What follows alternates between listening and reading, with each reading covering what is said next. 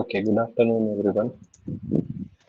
Okay, in the previous class, we have concluded after discussing about this background task. We have completed with these three modules. Now I'm going to discuss this fourth one first. Sorry, module 5. This I'm going to discuss first. After that, I'll go to this module 4. I'm going to start with the module 5. Let us finish this and then we'll go to this module 4. Okay. And don't worry, it is nowhere related this module 4 to module 5. Okay.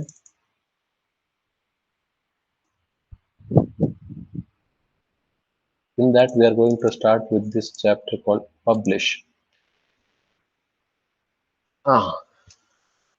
See, anything if you finally the outcome of this learning this subject is you have to develop one app. You have to develop a particular application. Okay.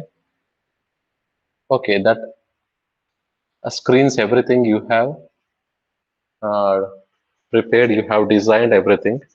Next, what to do? Once all the screens are being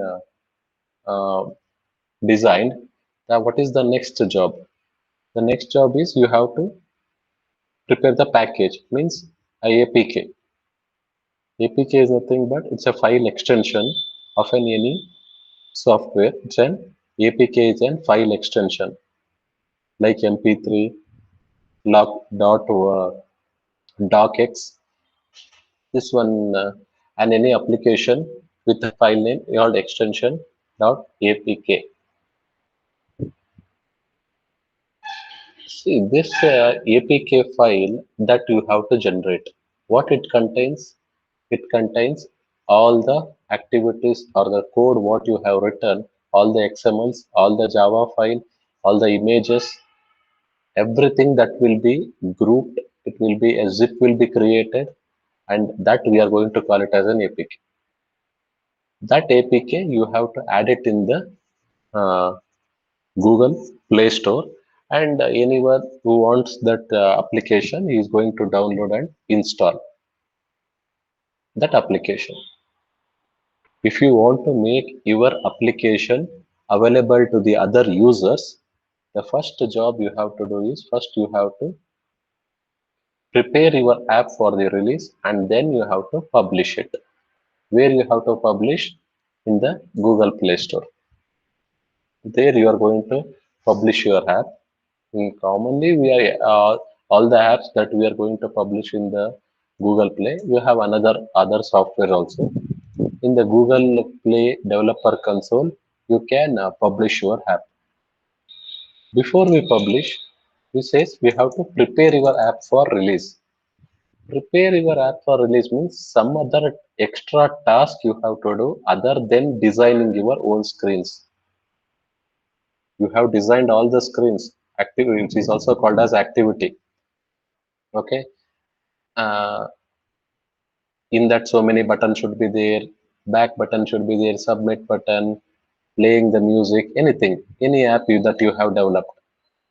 Other than coding, designing the screens, some other extra task you have to do before you publish your application. That we are going to discuss first. What you have to prepare your app before you release in the Google Play Store. Whatever the things you are going to do is first you have to make an APK. Before you generate the APK, you have some more steps. After generating the APK, what you should do? You have to upload that APK in the Google Play Store. Then some testing is there, run alpha test and beta test is there. Then that will be available to the world. In order to generate this signed APK, first you should know what is this APK is all about. See this application, this package tool kit, it's a zip file that contains all the codes that you have written and that is what which is going to run on the user device. If you give me just one single file called APK, that is enough. Instead of giving all your Java files, XML file, if you directly you share the APK in the WhatsApp to me, I'll install that APK in my mobile and I'll get your app. Okay, that is how you are going to share your app with anyone means you have to share the APK file other than just sharing the Java files or the uh, any XML files. How to create an APK? It is using the Android Studio. Using the Android Studio, there uh, there are some steps is to follow. You have to right click on the project there to generate. There is an option to create an APK. Okay, that is a different thing. Before we generate that APK using the Android Studio, it is not only using the Android Studio you can generate. Even you have a online softwares are there. There like a MIT App Inventor. Okay,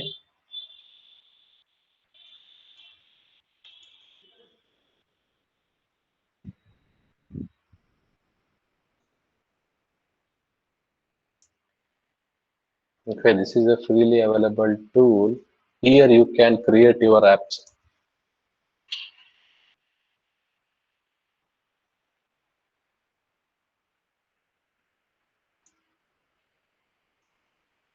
Okay, I have created one Google account. Then some service agreement I am going to accept. Then see here, I have got the a block to continue. Here I am going to start the new project. Here it is just with the drag and drops you can create the pages. Even if it is just with the drag and drop, you can create your activity different screens and then even you can generate the APK here itself. See here, provides the QR code for the APK. Here you can save the .apk to your my computer. Once you finish with your all your screens, directly you can go to here, build app, save APK to my computer. That will save the total files, how many that you have created in your system. A single file will be created. The file extension will be .apk. Android Studio use ಮಾಡ್ಕೊಂಡೇ ಮಾಡಬೇಕು ಅಂತ ಏನಿಲ್ಲ. This is how it you have an app inventor which is freely available. You can build your apps. Okay, make use of it, which will help for based on your requirement. Okay. Hmm.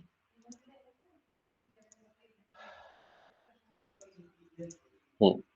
In order to generate the APK, one option is Android Studio. Another one is online tools are there to generate the APK.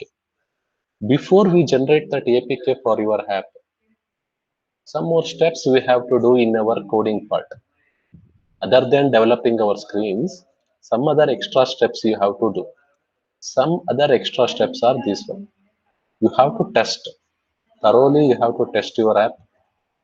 A proper filters you have to add. You have to add the icon that which will be visible on your mobile screen. Some unique ID you have to add. API levels, which are the API levels that you are going to use that we have to specify. And you have to clean up the app. And so I'm going to say what is the cleaning up. We'll discuss this one by one. What is that? Testing your app thoroughly. What you have to test is whenever you develop an any app, before you publish, first run in your system, test it. Everything is working fine. Okay, next run it in the Android Studio emulator, which is a virtual software. ನೀವು Android Studioದಲ್ಲಿ emulators ಅಂತ ಇರುತ್ತೆ. ಅಲ್ಲಿ ಯಾವುದೇ ಒಂದು particular device select ಮಾಡ್ಬೋದು. You can select a Samsung mobile. You can select Google Lens, any Google Pixel, any mobile you can select. Virtually it is going to run without the hardware. virtually it is going to run your application. Okay, there you test it. After that, test in it your own device, test it in the emulator. The next it is test your app for different screen sizes. Take that mobiles of different size and also landscape and also in the portrait mode. Test in two different conditions. After that, a very older devices, not only in the latest devices, older devices means the devices which are released 2 to 3 years back, run in those devices. Test whether your app is working properly or not. And then you share the same app with your friends. How to share? It's just it is a zip file, .apk file. Ask them to run the device in their system. If you do in this way, you can find out the errors or any inconsistencies or any functionality failures in your app, and you can correct it before you publish. Even you have commercial tools like the Firebase Test Lab, even that you can use it to run your app on a range of the real devices in Google data centers. See, you have commercial tools are there that also you can use for testing. Okay, that is the first job you have to do before you generate the APK. Test it at different scenarios. Next, you should add the right filters. Right filters is nothing but whenever you search in the Google Play Store, whenever you search and any app in the Google Play Store, the search results what you get, it is not the same in all the mobile devices. If I search with some search key calculator, what I get in my mobile, it is not the same in your mobile. Why? Because it is based upon the features what it is being supported in that app, that will be checked within your device, and then that results will be displayed. Okay, in order to do that you have to add some right filters. Assume that the application that you have developed, it supports fingerprint, but the mobile device which in which you are going to install the app, if it does not support fingerprint, and if that app is getting installed in your mobile and if it doesn't work, then what the user will do is going to uninstall the app and he is going to give you bad reviews.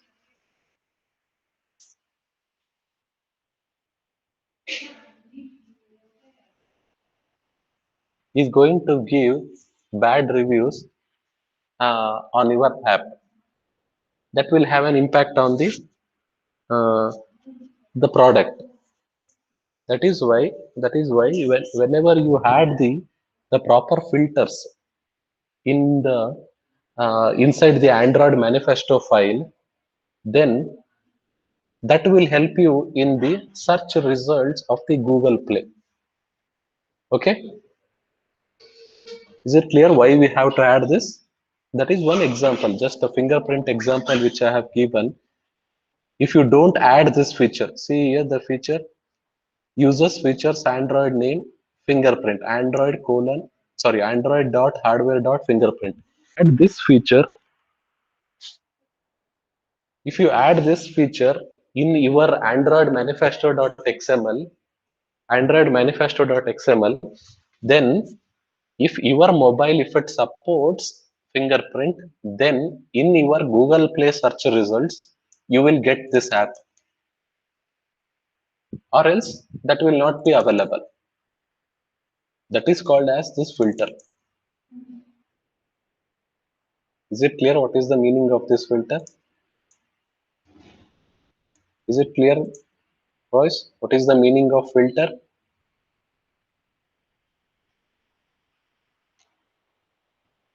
Have you understood what is the meaning of filter?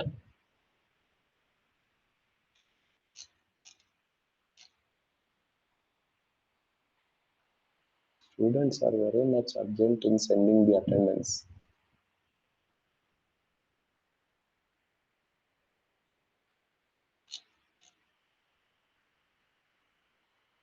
Okay.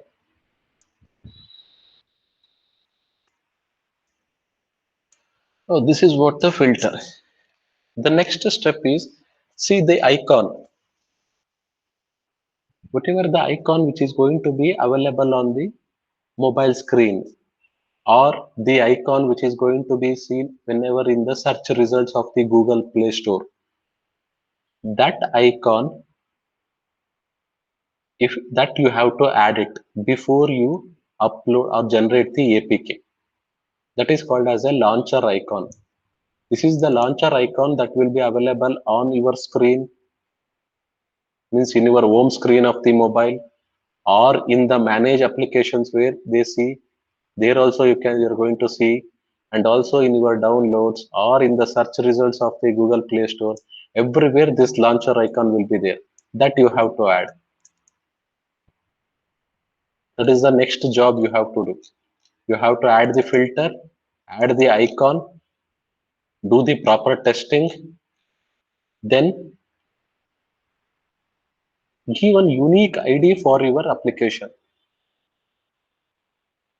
that will be identified. Other than the name it can be a duplicate, but this application ID, you don't worry about that. Whenever the Android Studio will automatically will give you the application ID. Okay, like this, it will be in the build.gradle file. If you open the build.gradle file, inside the default configuration, that will be given by the application ID. Automatically it will be generated. Even you can change this. That will be uniquely identifies the application. Adding the application ID is also you have to do before you generate an APK. Next, you have to specify the API levels.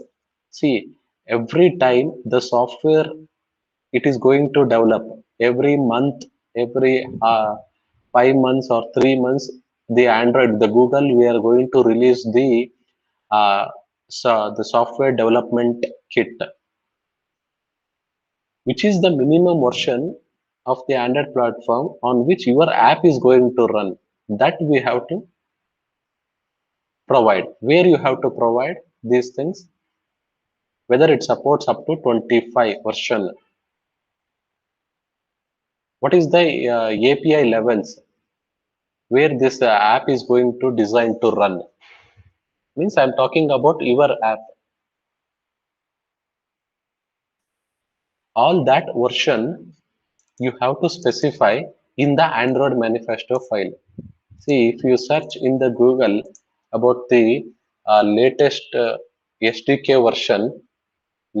SDK version of Android, it may be around. This is the Android version. The Android version is different from the this SDK version. 30. In Android level, the SDK, the tools here it is 30 or higher. See here, the compiler SDK version, and this is what you have to add. The target SDK version 30, the API level. Till that it is going to run. Below that also it is going to run. That you have to add it in the Android manifesto file. These things you have to check once before you publish. That is called preparing for release. And you have to reduce your app size. Why we have to reduce the app size? If you don't reduce, what is the problem? Those users, those who have a problem of size, they are not going to choose your app. That is the final problem. Why you have to reduce the app is if the user has a space constraint, then the user is not going to download your app from the Google Play Store. That is why you have to reduce the size of your app. In turn, in the background, the size will also affects the how fast your app is going to run, and also memory, whatever it consumes, power it consumes. It has a greater impact on that. How to reduce the app size? Whether we have to delete the files? No. Whenever you're in the coding, you have to do some cleaning task. What is that cleaning task? Clean up your project to remove unused resources. Wherever it is required, you have to reuse the resources. Minimum resource use from the libraries. Reduce the native and the Java code. See, all the code which is already been, uh, if it is already been written and it is there in the library itself, in a single API, you can call it and you can do the task. But instead of that, if you don't like those libraries and if you want to rewrite the entire code, that in turn it will increase the size of your application. ಯಾವುದೇ ಒಂದು functionality already ಅದನ್ನ Google ಅವ್ರ ಲೈಬ್ರರಿಲಿ add ಮಾಡಿದ್ದಾರೆ ಅಂತ direct ಆಗಿ use ಮಾಡಿದ್ರೆ ಆಯ್ತು. ಎಲ್ಲದನ್ನು ನೀವೇ ಬರಿತೀವಿ ಅಂತ ಹೋಗ್ಬಾರ್ದು. You have to use the existing codes, existing functionality. If it is not there, okay, it is well and good. You have to code it. Reduce the spaces that is required for the images. Finally, you have to generate the signed APK. After doing this much of task, you have to do the uh, generate the APK and you have to sign it. How to sign it is Android Studio. It has some separate tools for generating the APK. Okay. Whenever you click that, it will create some digital certificate. Okay. What is that Android Studio it is going to do is, in the background, it will do the, it is going to sign the app, means in the background, it will create a public certificate and also a private key will be given. See, what we have to do with that public certificate is, see that Android Studio, it is going to attach that public certificate to the APK. The user has to add, you must securely store that private key in a key store. See, this is all what you are doing. It is all related to the security part. This public key certificate that will serve as a fingerprint.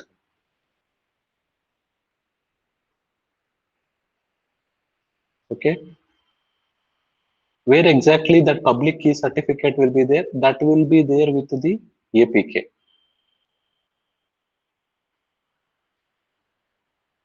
For what purpose all these things can be used?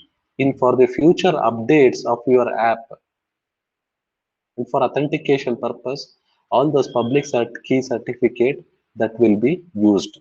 And also it will say that you are the original author for that application. For two things, for further application updating of the app and to say that you are the original author of that application, this signing, generating the signed APK for release, that you have to do it. Okay, if you have done this much, how to publish? In order to publish, you should go for the Google Play, Google Play Developer Console. In the Google Play Developer Console, there you can upload your APK file. Once you upload the APK file, what the user should do is you have to run two types of tests are there. Alpha test and beta tests are there.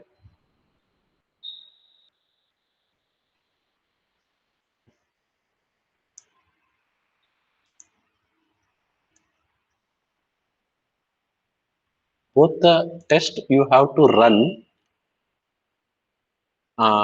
alpha test and beta test.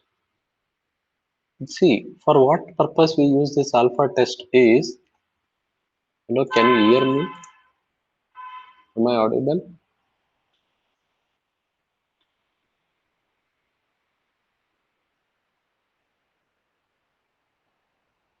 Okay.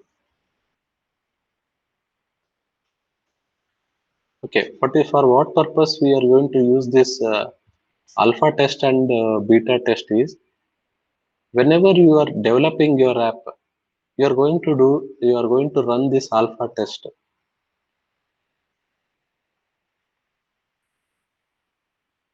If there are any unstable functionality, if it is not working, that we are going to call one more thing I want to say before you release it to the public itself. Before you release into the public itself, you have to do this two types of test. One is alpha and beta test. Okay, you have uploaded to the Google Play, but that is not available in the Play Store. There you have to do this two tests. See this alpha test and beta test. Use this alpha test, whatever you use, for what purpose you have to do it is there you are going to get any functionality which is been incomplete or it is not working at all the times, which is called as unstable functionality that you can identify using this alpha test. How you can do is you can share your that app with your friends or family that will they may help you in getting you the errors and you run the beta test with limited number of real users. That will be the final testing before you goes to the app. From then you are going to get the reviews from the users. Okay, whenever you do the beta test, there it is the real users. Real users is nothing but it is not your, they are related to your friends or family. The real users, those who require, let them use that beta version. If they have some comments, let them give.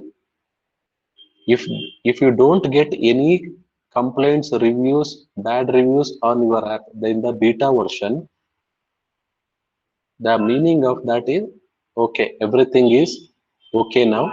It is ready to go to the market.